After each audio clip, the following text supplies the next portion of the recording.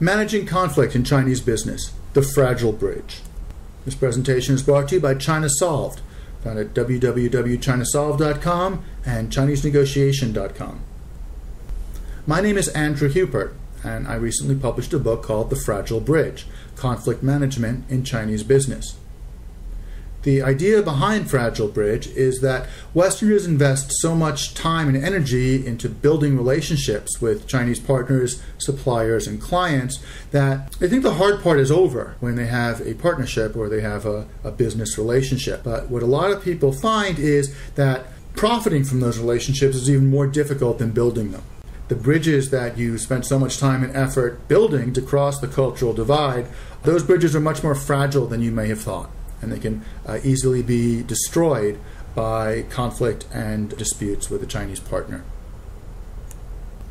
So we're going to start off by looking at what is conflict and how the different sides view conflict, both the Chinese and Westerners. Then we're going to look at three different approaches to conflict in China. One is conflict avoidance, followed by conflict mitigation or conflict control, and finally conflict management. And we're going to finish up by offering some advice on best practices for managing and avoiding conflict in China. Business conflict in China occurs less frequently than it does in the West. That's the good news. But the bad news is that those conflicts that you do run into in China have a greater chance of spinning out of control and escalating and undermining the relationship that you spent so much time and energy building. So how do we as Westerners manage business conflict in China? Well, the first approach is avoidance. Avoiding unnecessary and expensive business conflict is a function of partner selection. There are three components to this. One, identifying and selecting the right partners. Two, avoiding or discarding the wrong partners. And three, being the right partner yourself. Now, 1 and 2 sound obvious. Of course, you're going to look for the right partner, someone who can help you, and naturally, you're going to try to avoid or get rid of the wrong partner, someone who can help you or someone who is not trustworthy. However, time and time again, Westerners find themselves involved with suboptimal partners in China because it is so difficult to negotiate in China, so difficult to network. My advice is that if you are dealing with the wrong person, your number one priority should be to extricate yourself from this situation. Even if that means putting your China plans on hold or scaling back your China plans, you are better off getting out of the wrong relationship and finding a more suitable partner. That should be your number one priority. It also means being the right partner. When I say be the right partner, I mean structure your deals for success, but also don't give away so much information in the early days that you are no longer a valuable partner. Approach number 2 is conflict minimization. Disagreements in business are normal, and there's really nothing wrong with them, but there's a difference between disagreement and conflict, and this is a cultural issue. You have to make sure that you do not undermine the mutual trust that you worked so hard to develop early in the relationship. And what that means is that you have to make sure that the disagreements about business do not spiral out of control and harm the relationship that the Chinese feel is the basis of your business. When a Chinese business person talks about a relationship, he's talking about a business arrangement. They don't have to like you, but the relationship comes into play because they feel they have to know you and they have to trust you, and that you won't betray them and you'll behave properly, and there is a mutual utility value. You need them and they need you. It's up to you to keep the business disagreement from spiraling out of control and becoming emotional and becoming something that destroys or undermines the business relationship. And finally, approach 3 is conflict management. Once you are in an honest-to-God fight with your Chinese partner, the idea that you are going to alter his behavior or that he is eventually going to see the light and understand how right you are, that doesn't happen that often. And it's much more likely that once you are in an out-and-out conflict with your Chinese counterparty, that he is going to be operating against you. and that he is working on his exit strategy. And there's a good chance his exit strategy might be taking the assets, taking the intellectual property, taking the technology, taking the brand, and letting you figure out on your own that you've been ditched. Typical Western notions of conflict resolution are often too little too late. Troubled partnerships, when there's animosity and mistrust, these things don't get better on their own. Starting over is hard, but staying in the wrong Chinese partnership is simply suicidal for your business, and it's not something I recommend. So we've talked about 3 approaches, and I said things like you've got to be sensitive, you've got to be aware of when the Chinese side feels that there is conflict. Let's look at some of these sources of conflict in Western Chinese business right now. In the book, I go into a great deal more detail here. I talk about 10 different contrasting or conflicting views of what leads to business success between China and the United States. But here I'm just going to give you the 3 headlines. Westerners, especially Americans, believe that success comes from adding value, either adding value with new technology, with new business methods, or new business combinations. The Chinese have, up till now, made all their money by cutting costs, by being the low-cost provider, the low-cost producer, the low-cost manufacturer.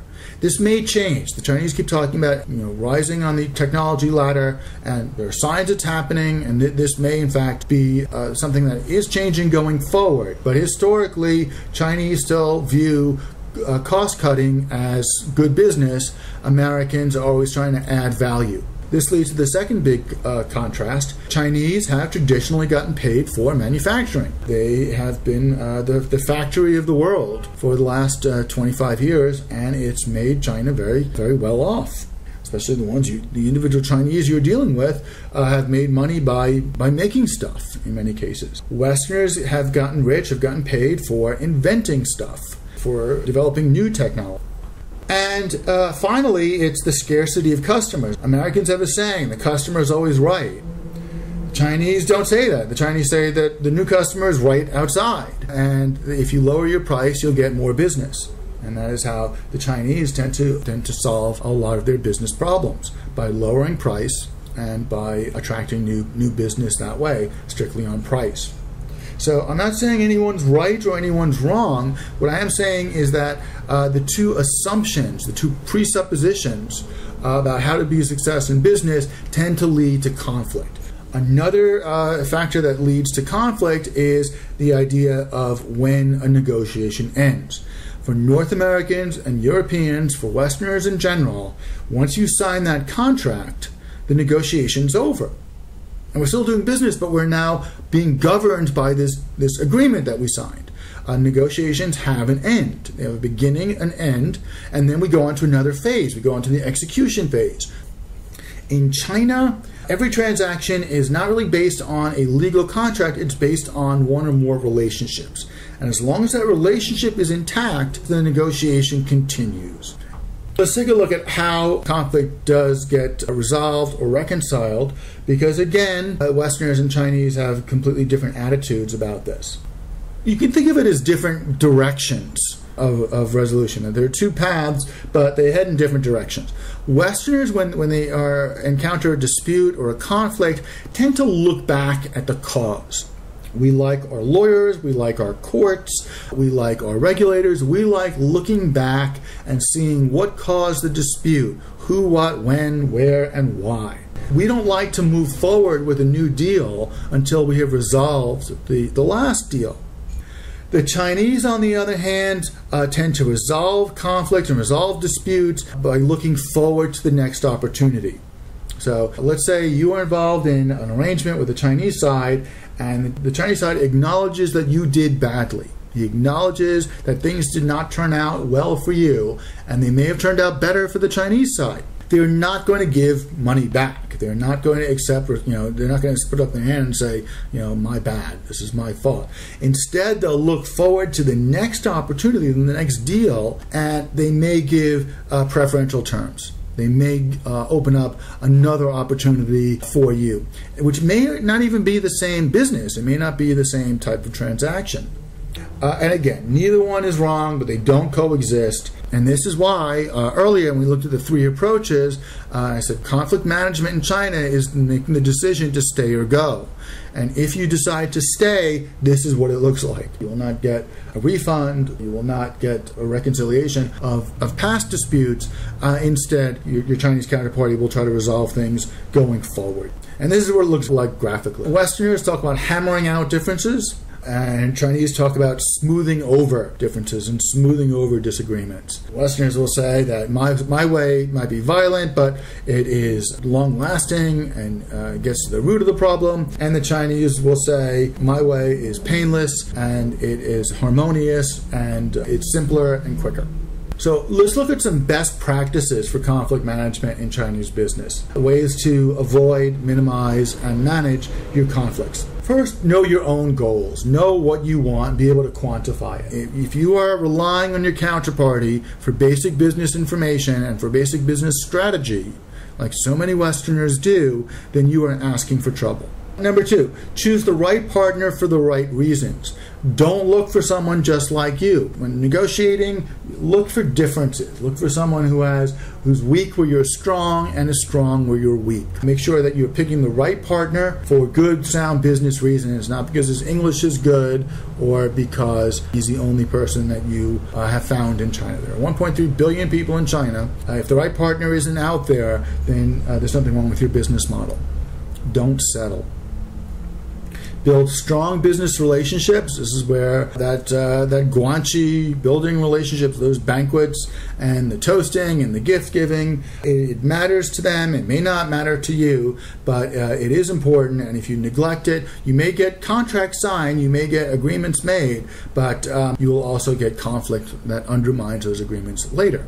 Manage your value, which means don't give away too much too early because you want to be liked. Of building strong relationships, but that doesn't mean give away all your secrets too early. Manage your value by holding something back. Make sure he's engaged in your relationship for the long term. And finally, conflict management begins at home. Your most important negotiation in China isn't in China. It's at your HQ. It's at headquarters. It's with your partners at home. It's with your bosses, your owners. Make sure that you have a united front, that they understand what the risks are and what the procedures are in China. Make sure that they understand that the contract you sign is still subject to renegotiation later. And make sure that they understand that you may have to start over again with a new partner at some point. If you look weak to your Chinese partner, if it looks like you don't have the full faith and authority of your home office, then he's going to use that to his advantage and conflict becomes more likely, not less. I'm going to leave you with this humorous but very, very important observation. In the West, tough negotiators will say, "What have you done for me lately?" But in China, even the nice guys say, "What will you do for me tomorrow?" You can avoid a lot of conflict in China and minimize the conflict you have by having something else to offer. That means having a plan for how you're going to expand the relationship and increase the payout later. Okay, just touched on a few ideas here. For more information, you can visit the website, thefragilebridge.com, or email me at andrew@fragilebridge.com, or pick up the book. It's available on Kindle, it's available on iTunes and other ebook formats. Thank you very much. I look forward to having contact with you in the future. You can reach me via the sites China Solved or Chinese Negotiation. I hope you found today's presentation useful and I look forward to speaking to you again.